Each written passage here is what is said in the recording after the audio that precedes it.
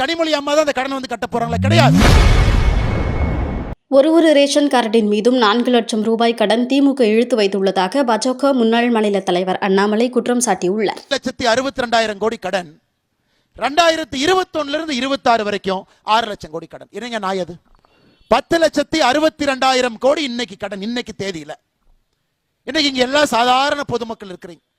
சாதாரண பொதுமக்கள் நீங்க யோசிக்கணும், இன்னைக்கு இந்த கடன் யாரு தலையின் மீது? இது ஸ்டாலின் ஒரு தலையின் மீதா? கிடையவே கிடையாது. சபரீஷனுடைய தலையின் மீதா? கிடையவே கிடையாதுங்க. உதயநிதி ஸ்டாலினுடைய தலையின் மீதா? கிடையவே கிடையாது. இல்ல கனிமொழி அம்மா தான் அந்த கடன் வந்து கட்ட போறாங்களா? கிடையாது. இது நம்மை போன்ற பொதுமக்களின் மீது. ஆட்சிக்கு வந்த பொழுது ஒரு ரேஷன் அட்டையின் மீது 2,10,000 ரூபாய் இருந்த கடன் இன்னைக்கு 4,82,000 ரூபாய் உயர்ந்திருக்கு. யோசிச்சு பாருங்க. 2,10,000 ரூபாய் கடன் எங்கீங்க?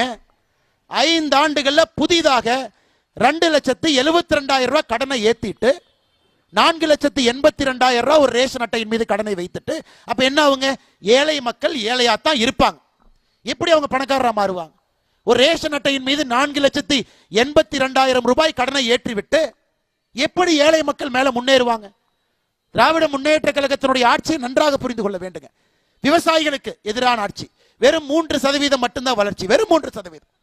முதலமைச்சர் அவர்களோ விவசாயத்துறை அமைச்சர் திரு பன்னீர்செல்வம் அவர்களோ எம்ஆர்கே அவங்க சொல்லட்டும், 3% வளர்ச்சிங்க.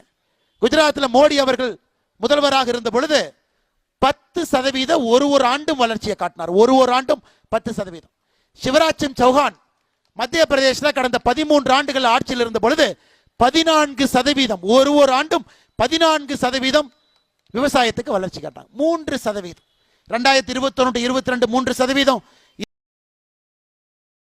செய்திகளை உள்ளது உள்ளபடி தெரிந்து கொள்ள ரெஃப்ளெக்ட் நியூஸை சப்ஸ்கிரைப் பண்ணுங்க.